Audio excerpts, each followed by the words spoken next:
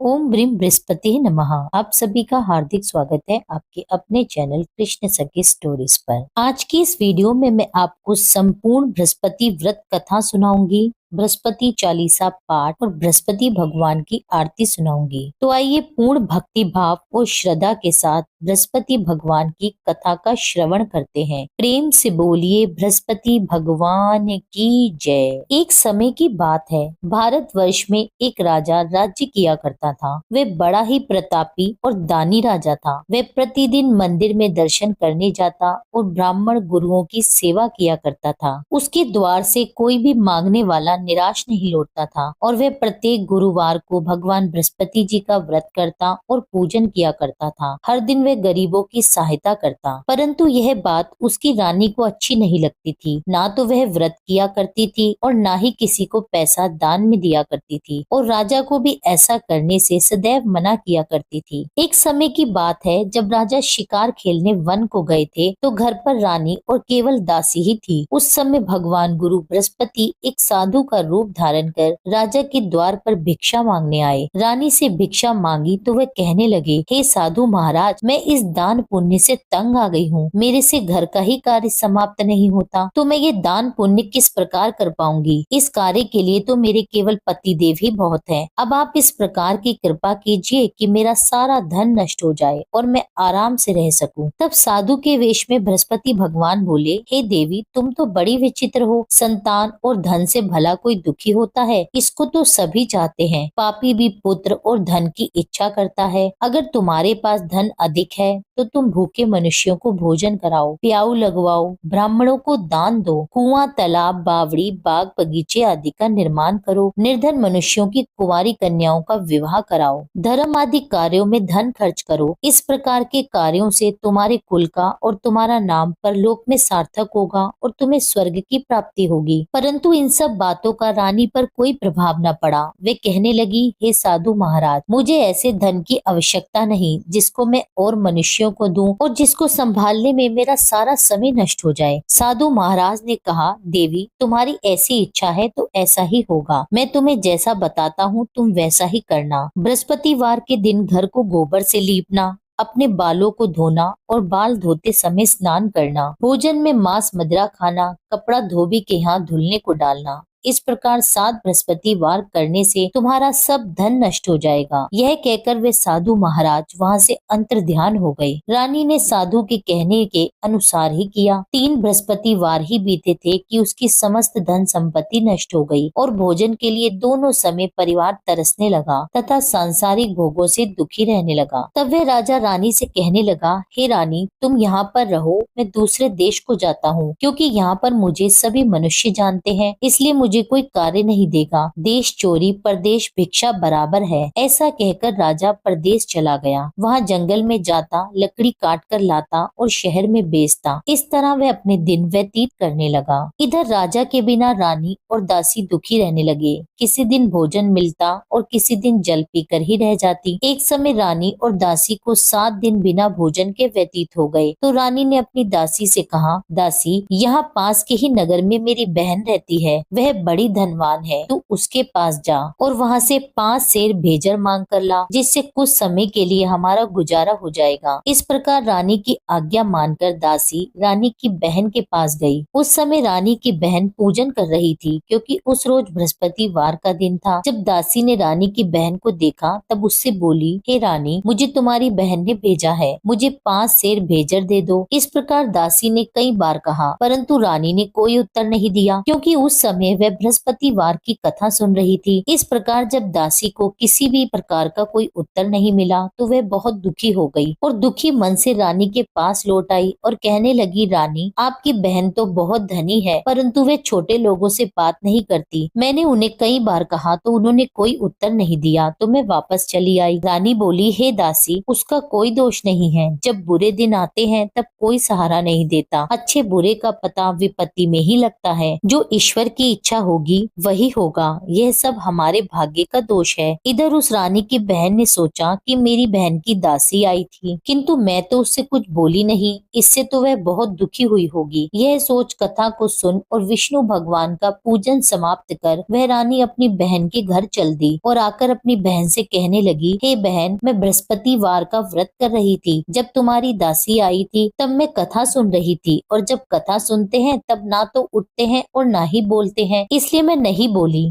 कहो दासी क्यों आई थी? रानी बोली, हे बहन, हमारे घर अनाज नहीं था, वैसे तुमसे कोई बात कहाँ छिपी है, इस कारण मैंने दासी को तुमसे 5 सेर भेजर मांगने के लिए भेजा था। रानी की बहन बोली, बृहस्पति भगवान सबकी मनोकामना पूर्ण करते हैं, देखो शायद तुम्हारे घर में अनाज रखा हो। इस प्रकार का वचन जब रानी ने सुना तो घर के अंदर गई और वहाँ उसे एक घड़ा भेजर का भरा मिल गया। तब वे रानी और बांदी बहुत खुश हुई। दासी कहने लगी, हे रानी, देखो वैसे हमको जब भोजन नहीं मिलता तो हम रोज ही व्रत करते हैं, अगर इनसे व्रत की विधि और कथा पूछ ली जाए तो हम उसे किया करेंगे। तब उस रानी ने अपनी बहन से पूछा, हे बहन, बृहस्पतिवार के व्रत के क्या नियम है? तब रानी की बहन ने बताया, बृहस्पतिवार के व्रत में चने की दाल और मुनक्का से विष्णु भगवान का केले की जड़ में पूजन करें तथा दीपक जलाएं और पीला भोजन करें और कथा सुने। इस प्रकार नियम पूर्वक करने से गुरु बृहस्पति भगवान प्रसन्न होते हैं, अन्न पुत्र धन देते हैं और सभी की मनोकामनाएं पूर्ण करते हैं। इस प्रकार रानी और दासी दोनों ने ही निश्चय किया कि हम बृहस्पति भगवान का पूजन किया करेंगे। 7 रोज बाद जब बृहस्पतिवार आया तो उन्होंने व्रत रखा। घुड़साल में जाकर चना और गुड़ बीन लाई तथा उसकी दाल से केले के जड़ का तथा भगवान विष्णु का पूजन किया। अब पीला भोजन कहाँ से आए? दोनों बड़ी दुखी हुई। उन्होंने व्रत किया था, इस कारण बृहस्पति भगवान उनसे प्रसन्न थे। 2 थालियों में सुंदर पीला भोजन लेकर आए और दासी को देकर बोले, हे दासी, ये तुम्हारे और तुम्हारी रानी के लिए भोजन है, तुम दोनों भोजन कर लेना। दासी भोजन पाकर बड़ी प्रसन्न हुई और रानी से बोली, चलो रानी, जी भरकर भोजन कर लो। रानी को इस विषय में कुछ पता नहीं था, इसलिए वे दासी से बोली, तू ही भोजन कर, क्योंकि तू हमारी व्यर्थ में हंसी उड़ाती है। दासी बोली कि एक महात्मा भोजन दे गए हैं। रानी कहने लगी, वह भोजन तेरे लिए दे गए हैं, तू ही भोजन कर। दासी ने कहा, वह महात्मा हम दोनों के लिए 2 थाली में भोजन दे गए हैं, इसलिए हम और तुम दोनों ही साथ साथ भोजन करेंगे। इस प्रकार रानी और दासी दोनों ने ही बृहस्पति भगवान को नमस्कार कर भोजन प्रारंभ किया। अब वे प्रत्येक बृहस्पतिवार को बृहस्पति भगवान का व्रत और विष्णु भगवान का पूजन करने लगी। बृहस्पति भगवान की कृपा से रानी और दासी के पास बहुत सा धन हो गया। अब रानी फिर से आलस्य करने लगी। तब दासी बोली, देखो रानी, तुम पहले इस प्रकार आलस्य करती थी तो तुम्हें धन रखने में कष्ट होता था, इस कारण सभी धन नष्ट हो गया। अब बृहस्पति भगवान की कृपा से धन मिला है, हमें दान पुण्य करना चाहिए। दान में भूखे मनुष्यों को भोजन कराना चाहिए, प्याऊ लगवाने चाहिए, ब्राह्मणों को दान देना चाहिए। धन को शुभ कार्यों में खर्च करें, जिससे तुम्हारे कुल का यश बढ़ेगा और स्वर्ग प्राप्त होगा, पितृ प्रसन्न होंगे। तब रानी ने इसी प्रकार के कार्य करने प्रारंभ कर दिए तो काफी यश फैलने लगा। एक दिन रानी और दासी विचार करने लगी कि ना जाने हमारे राजा किस दशा में होंगे, उनकी कोई खोज खबर नहीं है। बृहस्पति भगवान से उन्होंने प्रार्थना की तो एक दिन भगवान ने रात्रि में राजा को स्वप्न में कहा, हे राजन, उठ, तेरी रानी तुझको याद करती है, अपने देश को चला जा। राजा प्रातः काल उठा और विचार करने लगा। स्त्री खाने और पहनने की साथी होती है, पर भगवान की आज्ञा मानकर वह अपने नगर की ओर चलने को तैयार हुआ। इससे पूर्व जब राजा प्रदेश चला गया था तो प्रदेश में दुखी रहने लगा। प्रतिदिन जंगल में से लकड़ी बीन कर लाता और उसे शहर में बेचकर अपने दुखी जीवन को बड़ी कठिनता से व्यतीत करता था। एक दिन राजा दुखी हो अपनी पुरानी बातों को याद करके रोने लगा। तब उस समय जंगल में बृहस्पति देव एक साधु का रूप धारण कर आए और राजा के पास आकर कहने लगे,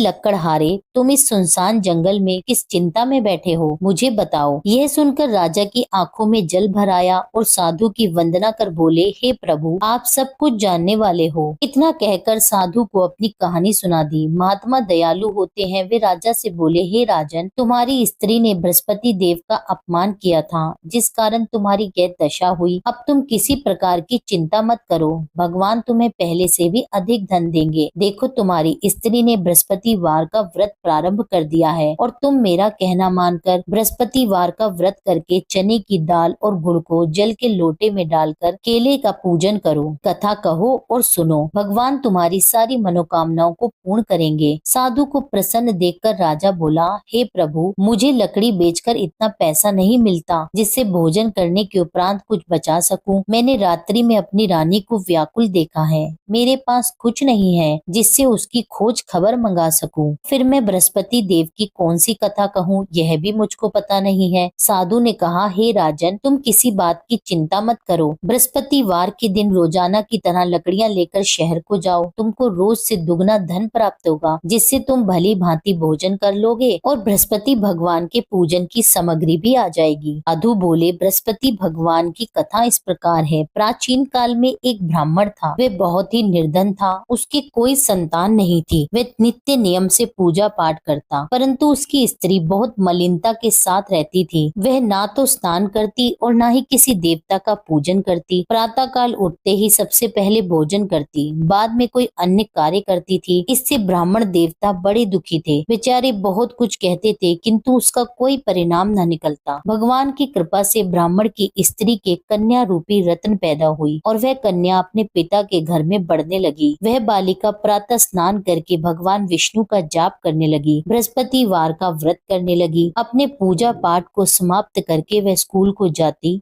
तो अपनी मुट्ठी में जौ भरकर ले जाती और पाठशाला जाने के मार्ग में डालती जाती। वही जौ स्वर्ण के हो जाते और लौटते समय उनको बीनकर घर ले आती। एक दिन वह बालिका सूप में सोने के जौ को फटक कर साफ कर रही थी, तो उसकी माँ ने देख लिया और कहा, हे बेटी, सोने के जौ को फटकने के लिए सोने का सूप होना चाहिए। दूसरे दिन बृहस्पतिवार था। इस कन्या ने व्रत रखा और बृहस्पति भगवान से प्रार्थना करके कहने लगी, हे प्रभु, यदि मैंने आपकी पूजा सच्चे मन से की हो तो मेरे लिए सोने का सूप दे दो। बृहस्पति देव ने उसकी प्रार्थना स्वीकार कर ली। रोजाना की तरह वह कन्या जौ फैलाती हुई स्कूल को गई और जब लौटकर जौ बीन ही रही थी तो बृहस्पति देव की कृपा से रास्ते में सोने का सूप मिला। वह सोने के सूप को लेकर घर गई और उससे जौ साफ करने लगी, परंतु उसकी माँ का वही ढंग रहा। एक दिन की बात है, वह कन्या सोने के सूप से जौ साफ कर रही थी। उस समय उस शहर का राजपुत्र वहां से होकर निकला। इस कन्या के रूप और कार्य को देखकर वह मोहित हो गया और अपने घर आकर भोजन और जल त्याग कर उदास होकर लेट गया। राजा को जब इस बात का पता लगा तो वह अपने मंत्रियों के साथ अपने पुत्र के पास गए और बोले, हे पुत्र, तुम्हें किसी बात का कष्ट है? किसी ने तुम्हारा अपमान किया है क्या, या कोई और कारण है? सो कहो, मैं वही कार्य करूंगा जिससे तुम्हें प्रसन्नता हो। राजकुमार ने अपने पिता की बातें सुनी तो वह अपने पिता से कहने लगे, हे पिताजी, आपकी कृपा से मुझे किसी बात का दुख नहीं है और ना ही किसी ने मेरा अपमान किया है, परंतु मैं उस लड़की के साथ विवाह करना चाहता हूँ जो सोने के सूप में जौ साफ कर रही थी। यह सुन राजा भी आश्चर्य में पड़ गया और बोला,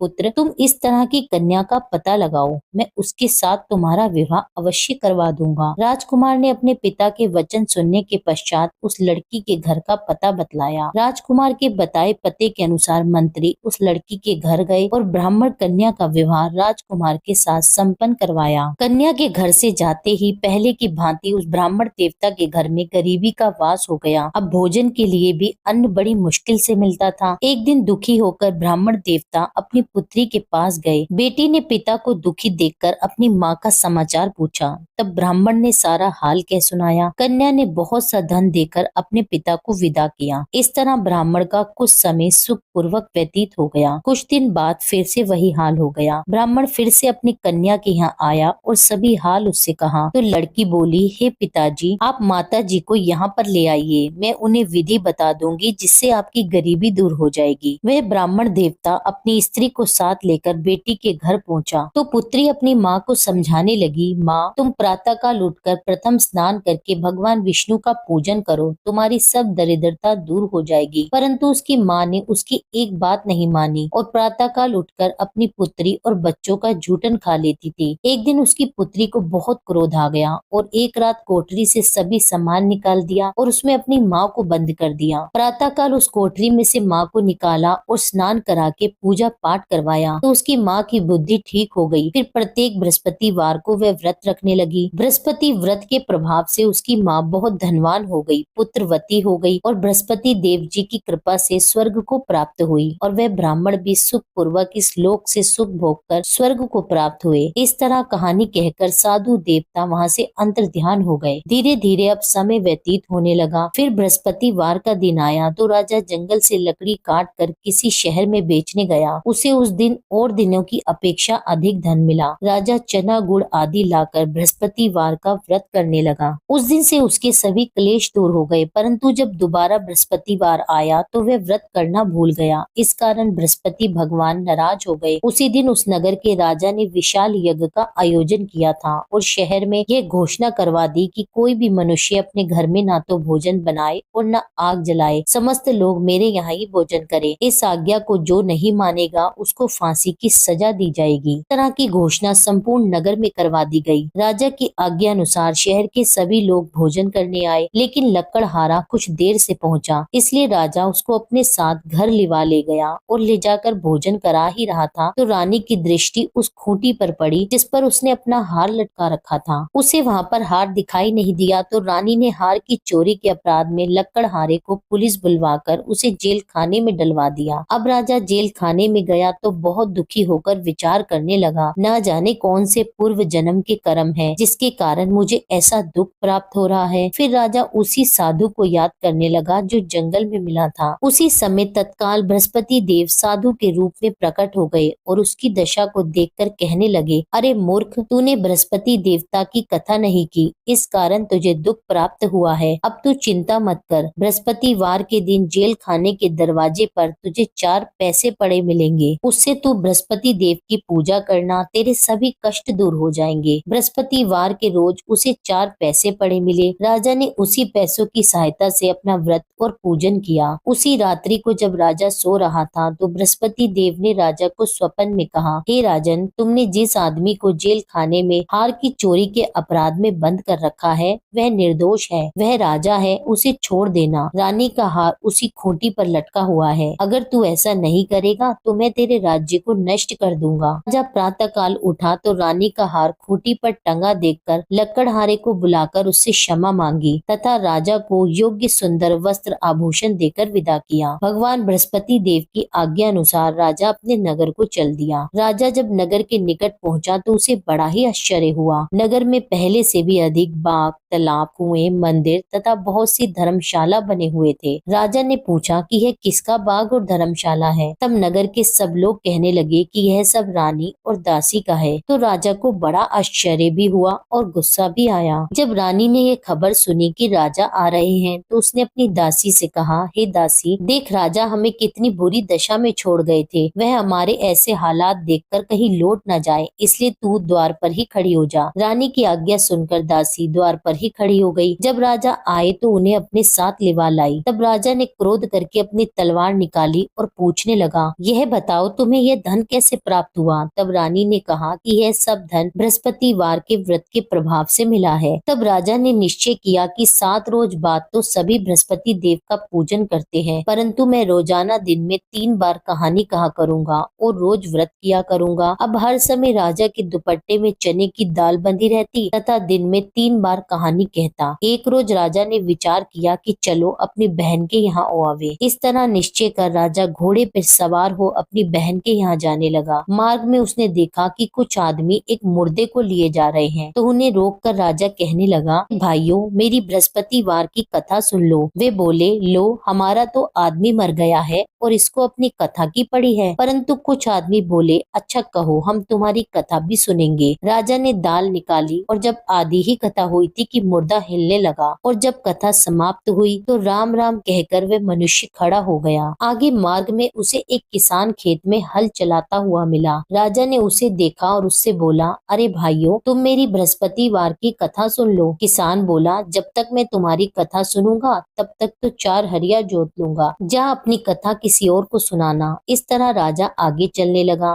राजा के हटते ही बैल पछाड़ खाकर गिर गए तथा किसान के पेट में बहुत जोर से दर्द होने लगा। उस समय उसकी माँ रोटी लेकर आई थी। उसने जब यह देखा तो अपने पुत्र से सब हाल पूछा और बेटे ने सभी हाल अपनी माँ से कह दिया। तो बुढ़िया दौड़ी दौड़ी राजा के पास गई और उससे बोली, मैं तेरी कथा सुनूंगी, तू अपनी कथा मेरे खेत पे चलकर कहना। राजा ने बुढ़िया के खेत पर जाकर कथा कही, जिसके सुनते ही वे बैल खड़े हो गए और किसान के पेट का दर्द भी बंद हो गया। राजा जब अपनी बहन के घर पहुंच गया, बहन ने भाई की खूब मेहमानी की। दूसरे रोज प्रातःकाल राजा जगा तो वह देखने लगा कि सब लोग भोजन कर रहे हैं। राजा ने अपनी बहन से कहा कि कोई ऐसा मनुष्य है जिसने भोजन नहीं किया हो और मेरी बृहस्पतिवार की कथा सुन ले। बहन बोली, भैया, यह देश ऐसा ही है। पहले यहाँ लोग भोजन करते हैं, बाद में अन्य कोई कार्य करते हैं। अगर कोई पड़ोस में हो तो देखाऊं। वह ऐसा कहकर देखने चली गई, परंतु उसे कोई भी ऐसा व्यक्ति नहीं मिला जिसने भोजन न किया हो। अंत में वह एक कुम्हार के घर गई, जिसका लड़का बहुत बीमार था। उसे पता लगा कि उनके यहाँ 3 रोज से किसी ने भोजन नहीं किया है। रानी ने कुम्हार से कहा कि वह उसके भाई की कथा सुन ले। कुम्हार तैयार हो गया। राजा ने जाकर बृहस्पतिवार की कथा कही, जिसको सुनकर उसका लड़का ठीक हो गया। अब तो राजा की प्रशंसा होने लगी। एक दिन राजा ने अपनी बहन से कहा, बहन, हम अपने घर को जाएंगे, तुम भी तैयार हो जाओ। राजा की बहन ने अपनी सास से कही तो सास बोली, हाँ चली जा, परंतु अपने लड़कों को मत ले जाना, क्योंकि तेरे भाई के यहाँ कोई औलाद नहीं है। बहन ने अपने भाई से कहा, हे भैया, मैं तो चलूंगी मगर कोई बालक नहीं आएगा। राजा बोला, जब कोई बालक नहीं चलेगा तब तुम क्या करोगी? बड़े दुखी मन से राजा अपने नगर को लौट आया। राजा ने अपनी रानी से कहा, हम निर्वंशी राजा हैं, हमारा मुंह देखने का धर्म नहीं है और कुछ भोजन आदि भी नहीं किया। रानी बोली, हे नाथ, जब बृहस्पति देव ने हमें सब कुछ दिया है तो संतान भी अवश्य देंगे। उसी रात बृहस्पति देव ने राजा को स्वप्न में कहा, हे राजन, उठ, सभी सोच को त्याग दे, तेरी रानी गर्भ से है। यह बात सुनकर राजा बहुत खुश हुआ। 9वें महीने में रानी ने एक सुंदर पुत्र को जन्म दिया। तब राजा बोला, हे रानी, स्त्री बिना भोजन के रह सकती है, बिना कहे नहीं रह सकती। जब मेरी बहन आवे तो मुझसे कुछ मत कहना। रानी ने सुनकर हाँ कर दिया। जब राजा की बहन ने शुभ समाचार सुना तो वह बहुत खुश हुई और बधाई लेकर अपने भाई के घर आई। तब रानी ने कहा, घोड़ा चढ़कर तो नहीं आई, गधा चढ़ी आई। राजा की बहन बोली, भाभी, मैं इस प्रकार ना कहती तो तुम्हें औलाद कैसे मिलती? बृहस्पति देव ऐसे ही हैं, जिसकी जैसी मन में कामनाएं हैं सभी को पूर्ण करते हैं। जो सद्भावना पूर्वक बृहस्पतिवार का व्रत करता है, कथा कहता और पढ़ता और सुनता है और दूसरों को सुनाता है, बृहस्पति देव उसकी सभी मनोकामनाएं पूर्ण करते हैं। भगवान बृहस्पति देव उनकी सदैव रक्षा करते हैं। संसार में जो भगवान बृहस्पति जी का पूजन व्रत सच्चे हृदय से करता है, उसकी समस्त मनोकामनाएं पूर्ण होती हैं। जैसी सच्ची भावना से रानी और राजा ने बृहस्पति भगवान की कथा का गुणगान किया तो उनकी सभी इच्छाएं बृहस्पति भगवान जी ने पूरी की। इसलिए सबको कथा कहने सुनने के बाद प्रसाद लेकर जाना चाहिए। हृदय से उनका मनन करते हुए जयकारा बोलना चाहिए। प्रेम से बोलिए, श्री बृहस्पति भगवान की जय, विष्णु भगवान की जय। अब सुनिए बृहस्पति चालीसा पाठ। प्रणाऊ प्रथम गुरु चरण, बुद्धि ज्ञान गुण खान, श्री गणेश शारद सहित बसो हृदय में आन। अज्ञानी मति मंद में, हे गुरु स्वामी सुजान, दोषों से मैं भरा हुआ, तुम हो कृपा निधान। जय नारायण जय निखिलेश्वर, विश्व प्रसिद्ध अखिल तंतेश्वर, यंत्र मंत्र विज्ञान के ज्ञाता, भारत भू के प्रेम प्रेनाता। जब जब हुई धर्म की हानि, सिद्धाश्रम ने पठाई ज्ञानी, सच्चिदानंद गुरु के प्यारे, सिद्ध आश्रम से आप पधारे। उच्च कोटि के ऋषि मुनि स्वेच्छा, ओए करन धर्म की रक्षा। अब अब की बार आपकी बारी, त्राहि त्राहि है धरा पुकारी। मरुंधर प्रांत खरंटिया ग्रामा, मुल्तान चंद पिता करनामा। शेष शाही सपने में आए, माता को दर्शन दिखलाए। रूपा देवी मातु अति धार्मिक, जन्म भयो शुभ 21 तारीख। जन्म दिवस तिथि शुभ, साधक की पूजा करते आराधक की। जन्म वृतंत सुनाए नवीना, मंत्र नारायण नाम करि दीना। नाम नारायण भव भय हारी, सिद्ध योगी मानव तन धारी। ऋषिवर ब्रह्म तेज से उर्जित, आत्म स्वरूप गुरु गौरवंतित। एक बार संग सखा भवन में, करी स्नान लगे चिंतन में। चिंतन करत समाधि लगाई, सुध बुधहीन भय अनुरागी। पूर्ण करी संसार की रीति, शंकर जैसे बने गृहस्थी। अद्भुत संगम प्रभु माया का, अवलोकन है विधि छाया का। युग युग से भव बंधन रीति, जहाँ नारायण वाही भगवती। सांसारिक मन हुए अति गलानी, तब हिमगिरी गमन की ठानी। 18 वर्ष हिमालय घूमे, सर्व सिद्धिया गुरु पग चूमे। त्याग अटल सिद्धाश्रम आसन, कर्म भूमि आए नारायण।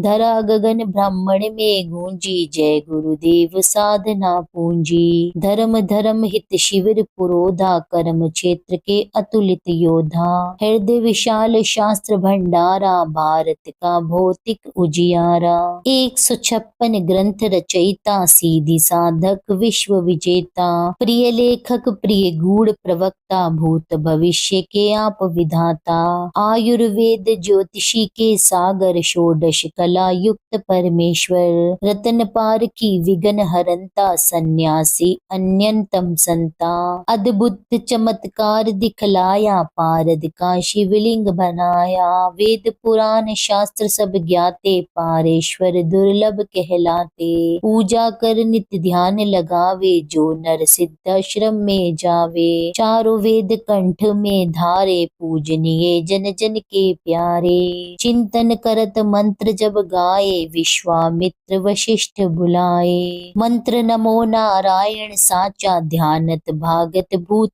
पिचाशा। प्रात कल करहि निखिलायन, मन प्रसन्न नित तेजस्वी तन। निर्मल मन से जो भी ध्यावे, रिद्धि सिद्धि सुख संपत्ति पावे। पथ करहि नित जो चालीसा, शांति प्रदान करहि योगी सा। अष्टोत्तर शत पाठ करत जो, सर्व सिद्ध्या पावत जन सो। श्री गुरु चरण की धारा, सिद्ध आश्रम साधक परिवारा। जय जय जय आनंद के स्वामी, बारंबार नमामि नमामि। श्री बृहस्पति भगवान की आरती। जय बृहस्पति देवा, ओम जय बृहस्पति देवा। छिन छिन भोग लगाऊं, कदली फल मेवा। ओम जय बृहस्पति देवा, तुम पूर्ण परमात्मा, तुम अंतर्यामी। जगत पिता जगदीश्वर, तुम सबके स्वामी। ओम जय बृहस्पति देवा, चरना अमृत निज निर्मल, सब पातक हरता। सकल मनोरथ दायक, कृपा करो भरता। ओम जय बृहस्पति देवा, तन मन धन अर्पण कर, जो जन शरण पड़े। प्रभु प्रकट तब हो कर, आकर द्वार खड़े। ओम जय बृहस्पति देवा, दीन दयाल दयानिधि, भक्तन हितकारी। पाप दोष सब हरता, भव बंधन हारी। ओम जय बृहस्पति देवा, सकल मनोरथ दायक, सब संशय तारी। विष विकार मिटाओ, संतन सुखकारी। ओम जय बृहस्पति देवा, जो कोई आरती तेरी प्रेम सहित गावे। जेठानन आनंद कर, सो निश्चय पावे। ओम जय बृहस्पति देवा, जय बृहस्पति देवा। स्वामी जय बृहस्पति देवा, छिन छिन भोग लगाऊं, कदली फल मेवा। ओम जय बृहस्पति देवा। आशा करती हूँ यह वीडियो आपको पसंद आई होगी। कथा आपको पसंद आई हो, वीडियो अच्छी लगी हो तो वीडियो को लाइक जरूर करें, वीडियो पर कमेंट करें, भगवान बृहस्पति देव की जय लिखिए और जिन भी लोगों ने अभी तक मेरे चैनल को सब्सक्राइब ना किया हो उनसे मेरा अनुरोध है कि चैनल को सब्सक्राइब कर लें। मिलती हूँ आपसे एक अगली वीडियो में, जब तक के लिए जय श्री राधे।